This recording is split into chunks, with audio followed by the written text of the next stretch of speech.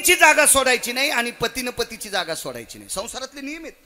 नियम आहेत. आपण सासऱ्याच्या पुढून जाताना सुनेनं पदर पडू द्यायचा नाही आणि सून स्वयंपाक करताना सासऱ्यानं चुलीला पाय लावून शेकायचं नाही. असा सासरा असन तर पेटलेली धिलपी त्याच्या तोंडात हातुड्याने ठोकायची, इकून निघली पाहिजे. हरामखोरा, तुला सगळं बैठकीत भेटते, कशाला पाय लावून शेकायला? आचारसंहिता नियम आहेत. प्रत्येक गोष्टीचे नियम आहेत. नियम आणि यम, वाक्य नीट ऐका. नियम आणि यम दोघं मित्रच आहेत. नियम आणि यम एकाच माईचे लेकर आहेत. नियम आणि यम हृदयस्थ मित्र आहेत. पण नियम मोडला की यम घेऊन जातो. मग कशातला बी असू द्या, कशातलाही असू द्या, नेम कशातला नियम मोडला की यम चपका हाणतोच. सीते काय वजनदार शब्द आहे. जी मालक तिकून जी शब्द सापडा. मला वाटतं 2 लाख रुपये तोळा जरी इकत घेतला तर जी शब्द सापडायचा नाही. गावरान तुपात चपात्या बुडून खालात तुम्ही सासऱ्याच्या संपत्तीत आणि सासऱ्यानं आवाज द्यायला सुनबाई काय झोपीत भिताड पडन तुमच्या अंगावर. झोपीत हो, काला झाल्या मरण एखादी. त्या सासऱ्याची प्रॉपर्टी खाताना आनंद वाटते, त्याला जी म्हणता येत नाही. इतक्या जोरात बोंबलतात की ते बहिरे व्हावा. काय करायचं कीर्तन? तुम्ही 100-200 कीर्तनकार शिजून खाल्ले तरी पुण्य नाही. आळंदीतल्या मालकांनी सांगितलंय ज्याला इथं नीट वागता येतं का ते वरिण्याच्या लायकीचे. याची परत्र पुसशी काही आहिकची धड नाही. इथं संसारात नीट वागता येत नाही, रक्ताच्या नात्यातल्या लोकांना नीट बोलत नाहीत. वरी नेण्याच्या काय लायकीच आहे? तुम्ही तर पेटून देता स्वर्ग.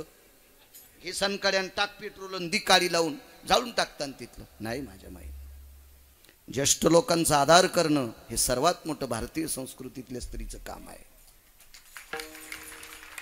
बॉम्ब टाकलाय तुमच्यावर, तुमचा आणि माझा काही द्वेष नाही. मी याच्याकरता बॉम्ब टाकलाय. माझ्या वारकरी संप्रदायाने पुरुषापेक्षा स्त्रियांना डोक्यावर जास्त घेतलंय. ज्या घरी कुल स्त्रिया राज्य राणी व संपत्ती, या देशाची श्रीमंत संपत्ती काय असेल तर माझ्या पवित्र देशाची संपत्ती तुम्ही आहात. तुम्ही चुका करता कामा नाही. माझ्या माईंनो, चुका करता कामा नाही. तुम्ही चूक केल्याच्या नंतर त्याचे पडसाद आपल्या लेकरावर पडतेत आणि ती लेकरं नालायक झाल्यावर या पवित्र देशाचं वाटोळ करतेत.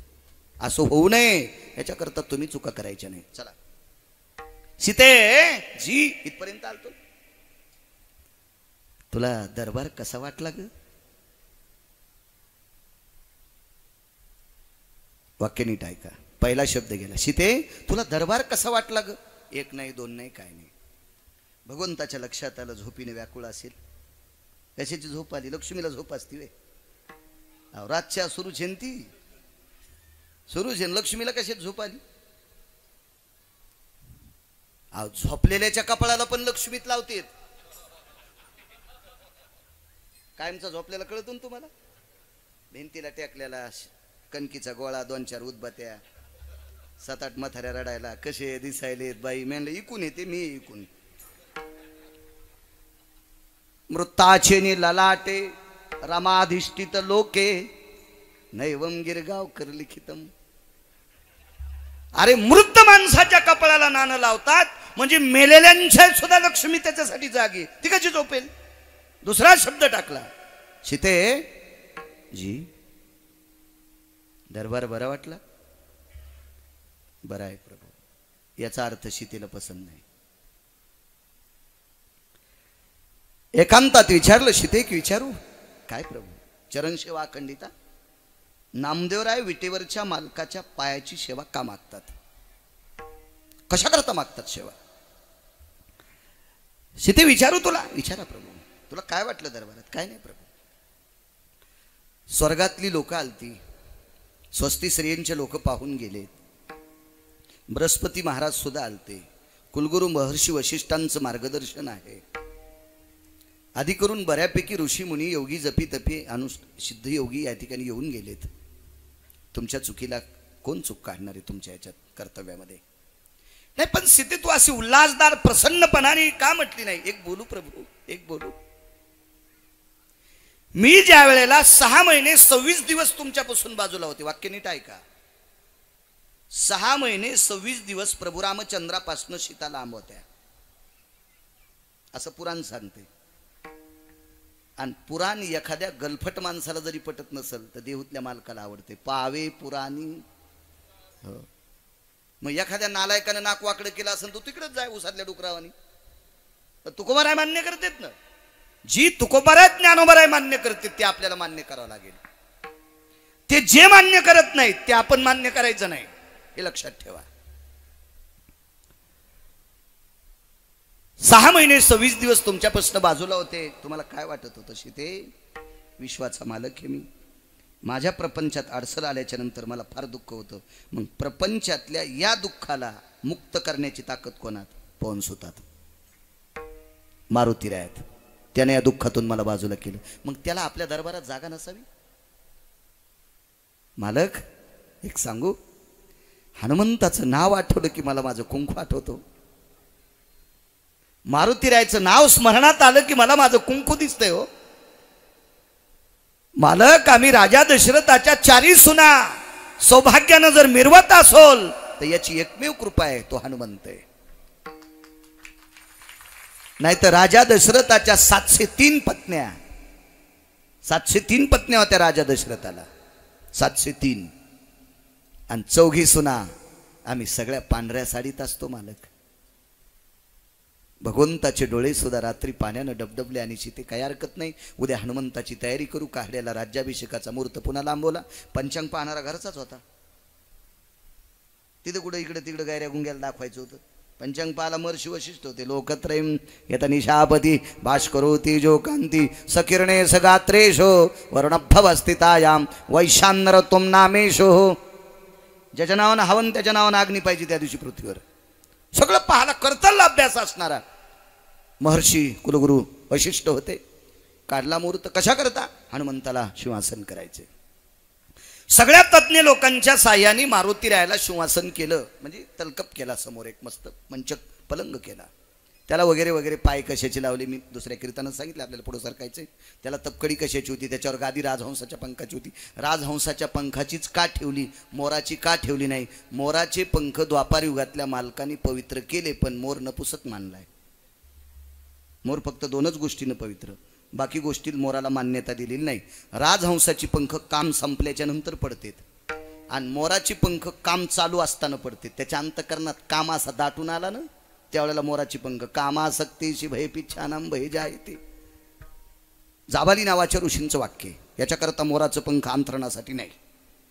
मालकाने घेतलं त्याचं वेगळं कारण आहे. त्याचा पुरावा बघा, तुम्हाला भविष्यात तर पुराणात सापडेल.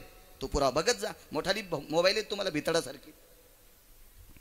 2-2 वाजूस तर भांगाऱ्याला चॅटिंग करण्यापेक्षा कधी कधी चांगलं बघत जा. देव तुमचं चांगलं करीन. वाईट बघत राहा, देव तुमचं वाटोळं करायला उभाच. आपण जसं करू तसं तो वरचा देत असतो, त्याचा नियम आहे. राजहंसाच्या पंखाची गादी केली. राज्याभिषेकाचा मुहूर्त ठरला. मारुतीरायाला आमंत्रित केलं. मारुतीराय तिथं स्थानापन्न झाले. नगरीमध्ये आल्याबरोबर स्वागत केलं. जगाची मालकीन सुवर्णाच्या निरंजनीमध्ये आक्षण काढती. स्नेह सुरनती स्नेह हेम पात्रेषु जायते सूत्रेषु वन्यहा जायते. सूत्र म्हणजे वात, वन्य म्हणजे अग्नी, आणि पात्र सोन्याचं. हेम पात्र म्हणजे सोन्याची निरंजनी. आणि आईसाहेबांनी आक्षण काढ. काय अंजनीची पुत्र असतील. मारुतीरायाचं अंतकरण रडत होतं. अंजनी माते, तुझ्यासारख्या पवित्र माईच्या पोटी जन्माला आलो. मला जगाची माय ओवाळते, मला विश्वाची माय ओवाळते. काय नाविन्य असेल कल्पना करा. विठला विठला विठला विठला विठला विठला मला ओवाळते जगाची माय. लक्ष्मणजीनं प्रभू रामचंद्राने एक दंड धरला आबा, आणि मारुतीरायाला मोठ्या आनंदानं त्या व्यासपीठापर्यंत, व्यासपीठ चुकून बोललो, त्या आसनापर्यंत नेलं. मारुतीराय तिथे गेल्याच्या नंतर मागं सरकले.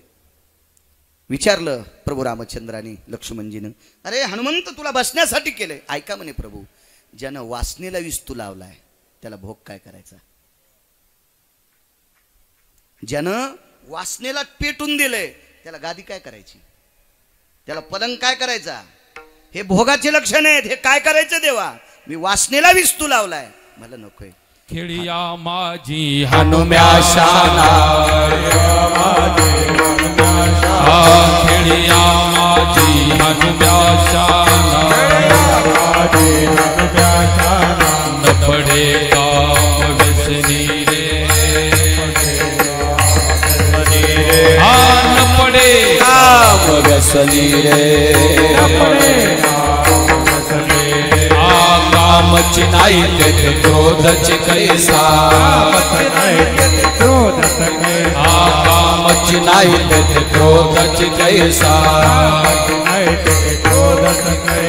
तेथे कैसे भांडण रे कैसे भांडण रे कैसे भांडण रे कैसे भांडण रामाची आवडी मोठी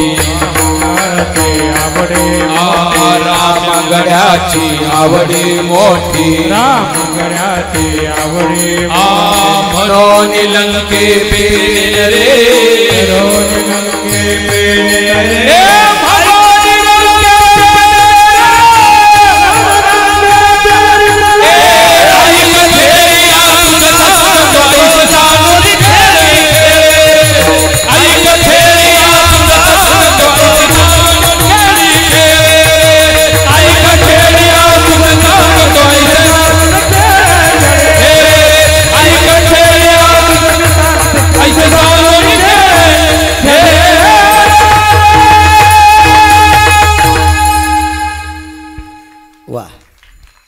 मारुतीरायनं सांगितलं देवा ज्यानं वासनेला विस्तू लावलाय पंढरीनाथ बाबा त्याला भोग काय करायचा. मालक दिवचू लागले. मालक म्हणले आबा हनुमंता मी जगाचा मालक आहे आणि कोणी कशावर बसायचंय तू मला शिकितोय. पण जे कामात ओरिजिनल असतात का ते कोण्याच ओरिजिनल माणसाचं मानित नसते. त्याचं काम ओरिजिनल असते. एका बाईला 2 पोरं, एक कवा नाशिकला फेरफाटका आणून याचं, एक कायमस्वरूपी कांद्यात. ते नाशिकून येत होतं का घुटके खाऊ खाऊ सुंबळे. जेवताना त्याची मायन बाप इतके बोलायचे ते म्हणला किती बोला काम तर करीत नाही ऐकून घेते. आणि कांद्यात रात्रंदिवस शेतात मकेत काम करणाऱ्याला एके दिवशी म्हातार बोललं. ते म्हणला रामकृष्ण हरी मी पप्याची माय घेतो म्हणजे त्याची बायको आणि मी नाशिकला कोणाच्या इथं वाचमनकी करतो माय मी येतो. म्हातारी म्हणली बाब्या मी माय असून तू ह्या पाया पडते चटमाकान कांदे मातीत जातील तू इथंच राह पुन्हा नाही तुला बोलायची. खरी सेवा भय काय त्याच्या. ते मारुतीराय होते. मारुतीरायने सांगितलं प्रभू वामन अवतार तुमचा कितवा सांगता येईल का एखाद्याला. किती भागवत ऐकले तुम्ही. वाट पण लावले काही काही. हा बर बर बर खरंच आहे 5वा. सॉक्स घातलेत म्हाताऱ्यानं. विडाला विडाला विडाला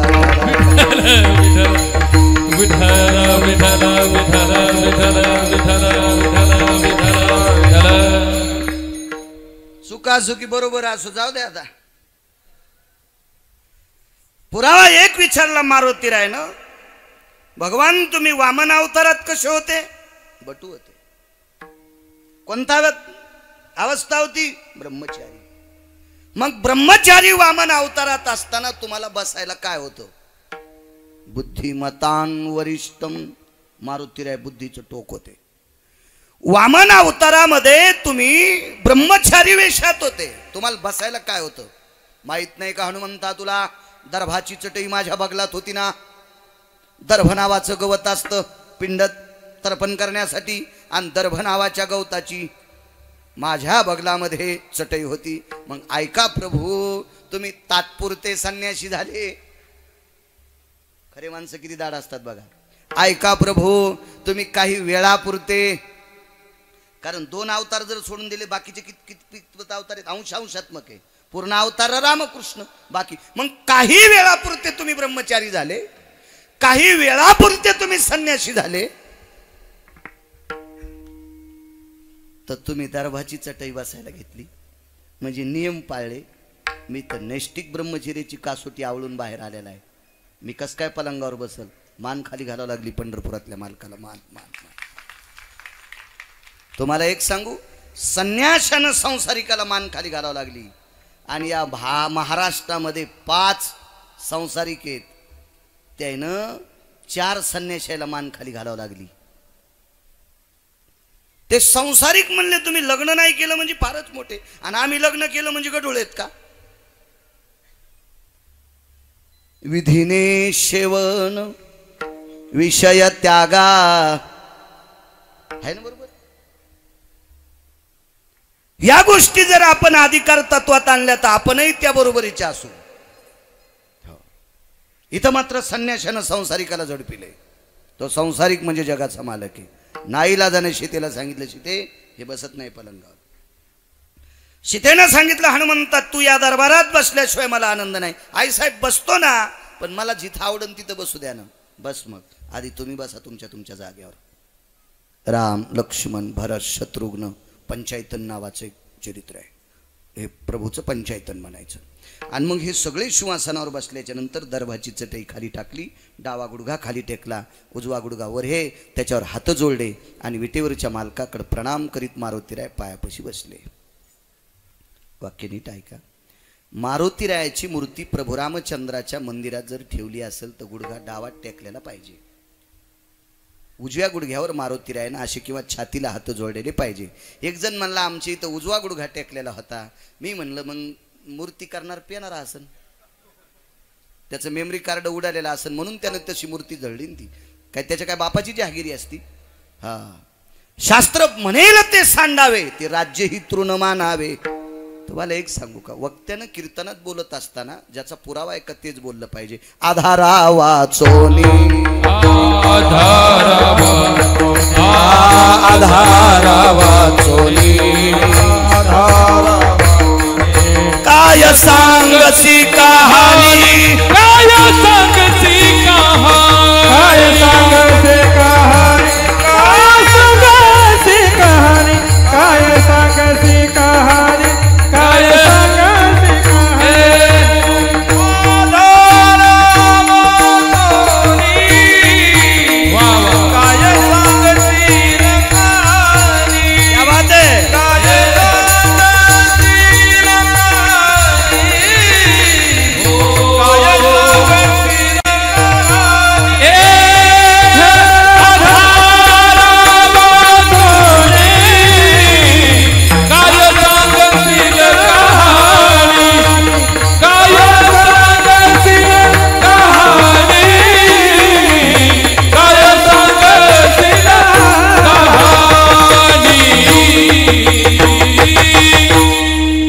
शास्त्र पुराण वेद ऋषी मुनी योगी प्रणित हा संप्रदाय त्यांनी सांगावं आणि आम्ही बोलावं. आमच्या मनचं बोलणं गोहत्या समम पापा भक्षंती रुधिरो भवा. एक तर गाय मारल्याचं पाप लागतंय, अन्यथा गायीचं मांस खाल्ल्या इतकं पाप लागतंय. वक्त्यानं चुकीचं कीर्तनात बोलणे. डावा गुडघा टेकून मारुतीराय समोर बसले. इथपर्यंत पंढरीतल्या मालकांना नामदेवराय कथा सांगत होते. मालकांनी सांगितले याचा परिणाम. नामदेवराय म्हणले, देवा सांगा तुम्ही पुढे काय झालं. तर विटेवरचे मालक सांगतात, नामदेवा त्रेतायुगात मी फरमान काढलं, दंडक सोडा फरमान काढलं. त्रेतायुगात काय फरमान काढलं? माझे मंदिर नसले तरी चालेल. महाराष्ट्रात भारतात विटेवरचे मालक म्हणतात माझे मंदिर नसले तरी चालतील. काशीतले मालक त्या मीटिंगला शिवजी होते. शिवजी म्हणले भारतात प्रत्येक गावात माझं मंदिर नसलं तरी चालेल. विटेवरचे मालक म्हणले माझं मंदिर नसलं तरी चालेल, पण अंजनी सुताचं मंदिर पाहिजे. याच्या पुढचा गोड पुरावा पण पुढे सरकतो. मी काय रामायण नाही सांगायलो, मला फक्त पुरावा द्यायचा पायाचा. कल्पना करा, नामदेवराय म्हणतात देवा पायापाशी बसलेल्या मारुतीरायाला इतकं मोठं केलं. अहो तुमचे मंदिरं नाहीत अशी भारतात खूप गावं आहेत. पांडुरंगाची मंदिरं नाहीत अशी भारतात खूप गावं सापडतील. भगवान शिवजीची मंदिरं नाहीत अशी भारतात खूप गावं सापडतील. पण मारुतीरायाची मंदिरं नाहीत. काही कारणास्तव एखादी नसेल, हा भाग सोडून द्या, पण मारुतीरायाचं मंदिर नाही असं गावच नाही. काही बोटावर मोजण्यापुरते असतील तिथं काही, ते गोदड फाटलेलं तिथं आपल्याला काहीच कायचं नाही. ते काय गरज आहे फुकट कळण शेंडी वळवळ. पण शक्यतो पंढरीनाथ बाबा प्रत्येक गावात वस्त्यावर पण मारुतीरायाचं मंदिर. कारण माणूस मेल्यावर त्याच्या पुढे टेकल्याशिवाय जळतच नाही. हा नियम आहे. याच्या पलीकडे सांगू, 16 संस्कारापैकी एक संस्कार आहे लग्न, त्या संस्कारात पडायचं असेल तर त्याला पान सुपारी टेकल्याशिवाय हळदच लागत नाही ना. अजून 4 काम आहेत, गुत्त थोडं घेतलं ते तुम्ही घरी गेल्यावर पान ते मारुतीरायाशिवाय होत नाहीत. मग मला सांगा प्रभू, एवढं मारुतीरायानं काय केलं, तुम्ही त्यांना जगप्रसिद्ध केलं. ऐक नामदेवा, देव म्हणतात बरं मी नाही, ऐक नामदेवा, अरे तू माझ्या पायापाशी बसला रे, याच्याकरता मला लय आवडला म्हणून मी जगात मोठा केला. मग ऐका ना प्रभू, त्रेतायुगात पायापाशी बसलेला एक पशु येऊनी जन्मला मरकट, तो वैष्णवा माझी अतिश्रेष्ठ, हनुमंत म्हणावया कनिष्ठ, ऐसा पापिष्ट कोण आहे. पैठणच्या मालकांचं वाक्य. एका बाजूने विचार केला तर ते वानर आहेत, पशु आहेत, मान्य आहेत, वारकरी आहेत. तो वैष्णवा माझी अतिश्रेष्ठ, पण देवा पशु आहे ना. तरी पण पायपाशी बसल्याच्या नंतर इतकं मोठं करता, इतके तुमचे पाय प्रभावशाली आहेत म्हणून मला काहीच देऊ नका, मला फक्त तेच द्या पहिलं कडवं. देवा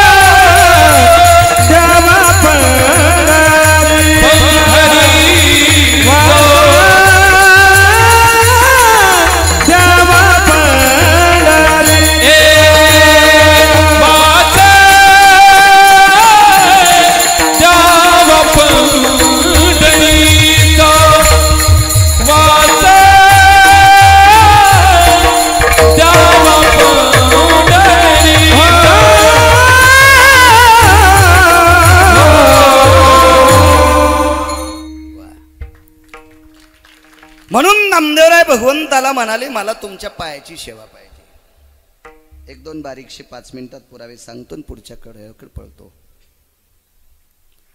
7व्या अवतारात भगवंत चालत असताना एका जंगलामध्ये, सगळं जंगल शुष्क आहे, काष्टाम तरुवरा भय शुष्केषु एकम सचेतन स्थितम तरुवरा हरिद्रातित सर्वायो. रामायण नाही सांगत, दुसरं पुराण सांगते. ते पुराण म्हणते सर्व रान वाळलेलं आहे, एक झाड हिरवं आहे, त्या झाडाखाली एक पाषाण आहे, लांबलचक माणसाच्या लांबीचा पाषाण आहे. आणि भगवंत रस्त्याने चलत असताना मंजुळसं वारं आलं, भगवंताच्या पायाला ते वारं घासलं आणि देवाच्या पायावरचा एक रजकण त्या शिळेवर पडला. त्याचे चरणाची चाली शिळा होती मनुष्य केली. हनुमंत जगदानंद कंद जगतपती, तुम्ही रस्त्याने चालत असताना रजेशु भयस्थितो पदाश्रितो भयव्याप्ती पाषाणस्तते वचम लुब्धानाम कामिनिया. तात्काळ त्या पाषाणाची स्त्री होते. ती स्त्री म्हणजे भारत देशातल्या 222 सुंदर स्त्रियापैकी 1 नंबरची सुंदर होती. तिचं नाव होतं अहिल्या. तिचे मालक सामान्य नव्हते, तिचे मालक न्यायशास्त्र करता होते. 6 शास्त्रकार आहेत, त्याच्यापैकी न्यायशास्त्र गौतमाने केलं. गौतम हे तुम्हा मला जन्माला घालणाऱ्या सत्य लोकाचे मालक विधाता चतुरानंद यांचे सासरे याच्या पलीकडे सांगू? चांगलं भजन म्हणण्यासाठी महाराज जी वाणीची ताकद लागते, चांगलं बोलण्यासाठी वाणीची ताकद लागते, आणि ती कृपा आहे ब्रह्मकन्या सरस्वतीची. आणि ही सरस्वती न्यायशास्त्र ज्यांनी केलं त्यांची मेहुणी होती ब्रह्मकन्या. आणि या सरस्वतीची बहीण न्यायशास्त्र करत्याची पत्नी होती अहिल्या. काय शुद्ध संसार असेल, पण वरच्या नालायकाची दृष्ट लागली. वरीत नालायक होते 6, मी नाही, म्हणून तर तुकोबर आहे म्हणले. आम्ही विष्णुदास तैशनो तेव्हा खाली बोट नव्हतं केलं बरं, तेव्हा वरी बोट केलं. आणि आता जर तुकोबरावर तो प्रसंग आला तर तुकाराम महाराजाला पण कळणार नाही कोणाकोणाकडे बोट करा. हो, कारण इतके बडवे झाले त्याला पण लक्षात येणार नाही कोणाकोणाकडे बोट करा. त्यावेळेला वरी नालायक होते 6. त्याच्यापैकी संध्याकाळी प्रकाश देतो त्यानं बी नालायकपणाच केलता. जेम वात्सल्या ते जायते सगर भेन पुनिताना ये न जठरानलो तृप्तावसाया साधु कामिनी देववतम. मार्कंडे म्हणतात आपल्या गुरुची पत्नी आईच्या दर्जाची असते. आपण ज्यांच्याकडे शिकतो का त्या गुरुवर्यांची पत्नी जन्मदात्या माईच्या दर्जाची असते. पण चंद्राचा पाय तिथं घसरला. इंद्रानं 6 चुका केल्या. या इंद्राची दृष्ट या प्रपंचाला लागली. दुःखी होता. न्यायशास्त्र सामान्य आपल्याकडे तो वापरात येत नाही. गौतमाने केलेल्या न्यायशास्त्रातलाच न्याय वापरतात, पण तिळा इतका वापरतात. त्याच्यातला अर्धा न्याय जर वापरला ना सज्जनांनो, गौतमाने केलेल्या न्यायशास्त्रातला अर्धा न्याय वापरला ना, तर या पवित्र देशातल्या माझ्या पवित्र स्त्रीवर अत्याचार करणाऱ्या हरामखोराला 3ऱ्या दिवशीचा सूर्य बघता येत नाही. इतका न्याय कठीण आहे. त्याच्यामधला हस्तिकविटन्य न्याय आता लय लांब सोडून द्या. खूप न्याय आहेत. वाची जा ना, वाची जा. आपल्या लोकांनी केलेले नाव इचकी न्याय इचकी जा ना तुम्ही. पाहत जा, देव भलं करीन तुमचं. असो, त्या गौतमाचा चेतन संसार पाषाण झाला. वाक्य नीट ऐका. त्या न्यायशास्त्रकर्त्याचा सजीव संसार दगड झाला. आणि दगड झालेल्या संसाराला देवा तुझ्या पायाची माती किंवा वारं लागल्याच्या नंतर पुन्हा न्यायशास्त्रकर्त्याचा संसार चालू होतो. इतकी तुझ्या पायात ताकद आहे. म्हणून चरण सेवा अखंडित. म्हणून देवा मला तुमचे पाय पाहिजे. किती पाय पवित्र. भजी मनी राम चरणे सुखदाई. भजी मनी राम चरणे सुखदाई. राम चरण सुखदाई. राम चरण सुखदाई. जी चरणनी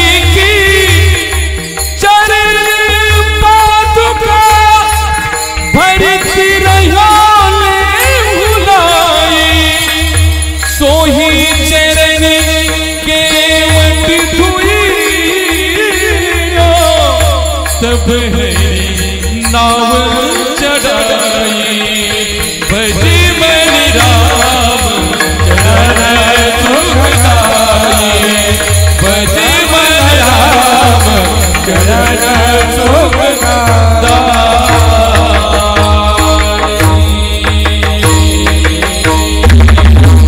वनियो किरडतं भय व्याप्ति जायते नाम.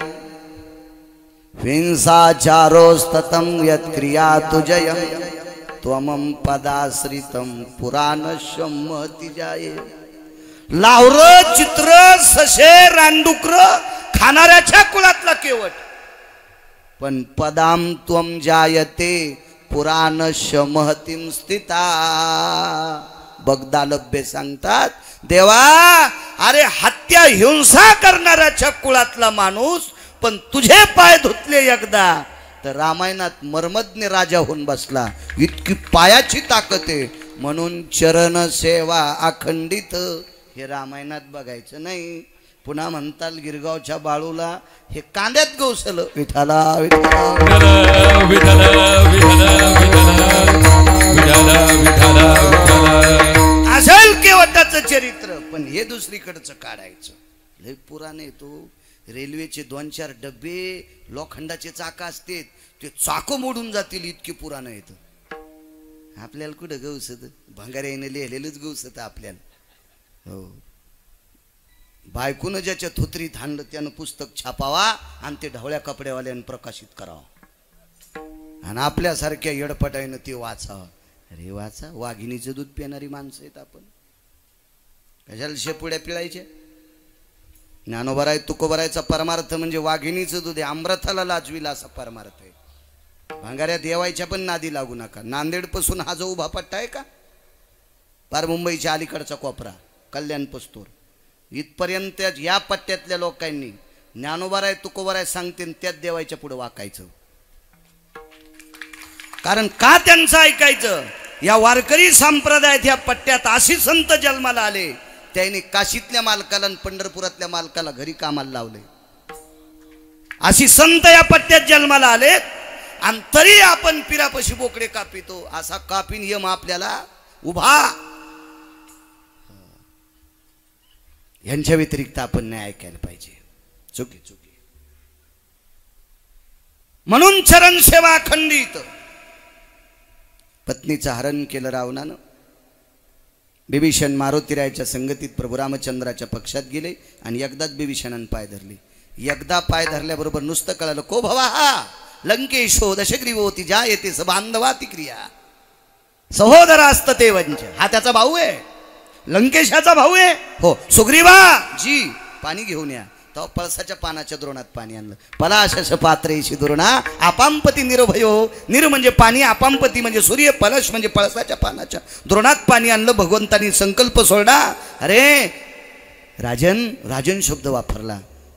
तुझे दादा किंवा तुमचे दादा इतके अडुसट आहेत, इतके निर्बुद्ध आहेत की मी सीता नेल्याशिवाय राहणार नाही आणि तो मरेपर्यंत सीता देणार नाही. म्हणून नाईलाजानं मला त्याला मारावंच लागणार आहे. मी सीता नेल्याशिवाय राहणार नाही, तो मरेपर्यंत सीता देणार नाही. इतका रगील तो आहे आणि त्याला मारल्याशिवाय मी सीता, त्याला मारीन पण सीता नेईनच. हा मी बी इतका ठाम आहे. आणि तो मारल्याच्या नंतर मला सुतोळीचा तोडा पण लंकेतला नको, तो मला लंका देऊन टाकतो. रावण मारायच्या अगोदर लंका दिली, संकल्प सुटला. माझे नामदेव आहे देवाला विचारतात, देवा असं कसं करता? शरणांगता वज्र पंजरू. 5 प्रभेद आले रामायणामध्ये, 5 त्याच्यातले 2 सांगतो. पाय धरल्यामुळं लंका भेटली. 1 सुमाली नावाच्या राक्षसानी सप्रेम भेट दिलेली लग्नातली आंदन शक्ती होती. ही शक्ती लक्ष्मणाच्या अंगावर नव्हती, ही बिभीषणाच्या अंगावर टाकली होती. एका शास्त्रकाराने विचारलं, बिभीषण हा चिरंजीव आहे, ह्या शक्तीनं मरत होता का? 2 शास्त्र सांगतात, गत्वास बांधवेची सगत्रे अशुद्धोभयस्थिता. ही शक्ती त्याच्या रक्तातल्या नात्यांना त्यांना प्राप्त झाल्याच्या नंतर त्यांना आदेश आहे, रक्ताच्या नात्यातल्या लोकांना प्राप्त झालेली वस्तू त्यांनी त्यांच्या प्राप्त स्थितीतल्या अंगावर टाकली तर ते संपत असतात. या अनुषंगानं बिभीषण संपला असता. पण चिरंजीव बिभीषण भावाच्या हातानं संपला असता. त्याला न मरू देण्याचं कारण एकमेव लक्ष्मणाला पुढे घातलं. शरणांगता वज्र पंजरू. याच्या केसाला धक्का डोक्याच्या, तर आपल्या जीवाला धक्का. लक्ष्मणानं बाजूला केलं, स्वतः शक्ती घेतली. ताकद कशाची नामदेवराय म्हणतात? भगवान म्हणतात फक्त पाय धरल्याची. मग पाय धरलेल्या बिभीषणाला 5 कारणं, त्याच्यातले 2 सांगितले. 1 सोन्याची लंका दिली पाय धरणाऱ्यामुळं, 1 मरण त्याचं बाजूला सर केले पाय. पुन्हा एखादा नंतर इचकील, गिरगावकराच्या गोळ्या संपल्या काय कडे, चिरंजीव कसे मरत असतील. अरे तू वाचव ना सुमळ्या, मग तुला कळत आहे ते. मी वाचल्याशिवाय सांगणार नाही कधीच. हा, तुम्ही प्रांजळ माणसं आहात पंढरीनाथ बाबा, तुम्ही मान्य करताल. पण एखादा परमार्थातला निबरगट्ट माझी कॉलर धरून विचारीन, बाळ्या हे कशात लिहिलंय, तेव्हा धोतर पिवळं होऊन सोपा पिवळा होईल. पुराणी हे व्यास वाक्य आहे, पुराणी हे व्यास वाक्य आहे, पुराणे वाक्य आहे, पुराणे वाक्य आहे. नामा म्हणे नाही आम्हाकडे दोष, नामा म्हणे नाही, नामा म्हणे नाही आम्हाकडे दोष, नामा म्हणे नाही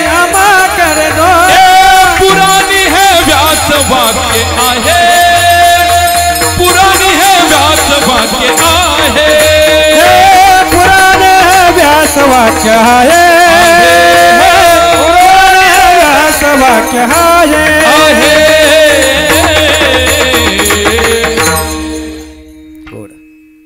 खूप छान खूप छान. नामदेवराय म्हणतात देवा 5 मधल्या 2 सांगतो तुम्हाला, राहिलेल्या 3 राहू दे. पण मृत्यू टळला एक. चिरंजीव मरत नसतो सज्जनांनो, हे मी सांगत होतो. पण ज्या वेळेला मला वाचायला सापडे त्यावेळेला लक्षात आलं अशुद्धे भव सहस्ने आशी. अशुद्ध म्हणजे रक्त, रक्त म्हणून आपल्याकडे रक्ताच्या नात्यात असं म्हणायची पद्धत होती. अशुद्ध म्हणजे अशुद्धे शुष्णे सुस्थिता, अत्यंत जवळचे. अशा व्याप्तीत मृत्यू आला असता तोही वाचला आणि राज्य प्रदान केलं. ही पायाची ताकद आहे. म्हणून चरण सेवा अखंडित. एक मुद्दा असा छोटासा ऐका, छोटासा ऐका. अनंत पाप्यांचं पाप धुणारी पवित्र गंगा त्याच्या अंगठ्यातून जन्माला आली. सगंगोदकम अंगुष्टो भयस्थितो जायतो यदाभिषेक नियोगेन स्नाना प्रीत्यर्थ सकल स्थिता प्रातः स्नान युनियोगो न सर्वस्थितो पदाश्रितां चरणारविंदो भयस्त्यातो गंगोदकम आह्वानांचे प्रियतान्न मम. हे आमच्या कर्मकांडात होतं. हे 27 वर्षापूर्वी पाठ केलं तर. मेमरी कार्ड टाईट आहे त्याच्यामुळे ती डिलीट होत नाही. मोबाईल बी तसा टाईटच आहे. चांगला मोबाईल आहे आपला, याच्यात घाण येत नाही. तुमचे मोबाईल चांगले आहेत, घाण येते आणि जे जाऊन ते बी लोकांना जाते. हिशोबात बटन दाबी जा. हो, जे जाऊन ते कोणाला नाही गेलं पाहिजे, वापरले पाहिजे. बा मोठ्या वस्तू सांभाळण्यासाठी अक्कल बी तितकीच मोठी पाहिजे. त्यानंच मोठ्या वस्तू घेतल्या पाहिजे. एका गरीब माणसाला पंढरीनाथ बाबा 15 किलो तूप दिलं. एका माणसानं गावरान तूप दिलं. गरीब माणसाला कुथू लागलं, बोंबलू लागलं, काय भाजीचा पत्ता नाही, काय नाही, आमकं नाही, तमकं नाही. त्या मोठ्या माणसानं 1 क्विंटल भर गहू दिले आणि 1 क्विंटल भर ज्वारी दिले. या बा चपाती करी जाय, भाकरी टाकी जाय. ज्या दिवशी भाकरी खाऊ वाटली दिवशी भाकरी टाक, ज्या दिवशी चपाती वाटली ती चपाती करी जाय. खाऊ का संग? अरे कशाला मसाले चटणी आणि भुरके आणि मिरच्या आणि कांदे आणि फांदे आणि कशाला इतकी तुरे कांदे आहे. 2-3 चपात्या मुरगाळी जाय आणि वगराळ भर तूप टाकी जाय. 1-2 भाकरी मुरगाळी जाय आणि वगराळ भर तूप टाक जाय. तू पण भाकरी तू पण चपाती खात जाय. तूप दिलं का नाही पंढरीनाथ बाबा? पण हे इतकं येडगळ होतं. यानं 7.5 किलो तूप इकलं, रोज 1/2 किलो बैंगन घेत होतं आणि बैंगन भाजून बैंगनाव तूप खात होतं. लय बैंगनेला कळत नाही बैंगनाव काय खावा. देवानं भिताडासारखा मोबाईल दिला म्हणजे अक्कल आहे का ते वापरायला? डोका असलं पाहिजे, डोका असलं पाहिजे. अरे भिंतीसारखा मोबाईल घ्या, पण रोज सकाळी उठल्याबरोबर त्याच्यात एखाद्या चांगल्या व्यक्तीचा काकडा लावा. हो, आपल्या पाळण्यातल्या लेकरांना तो काकडा ऐकायला भेटेल आणि ते म्हातारपणी तुमचा चांगला काकडा करतील. संपदा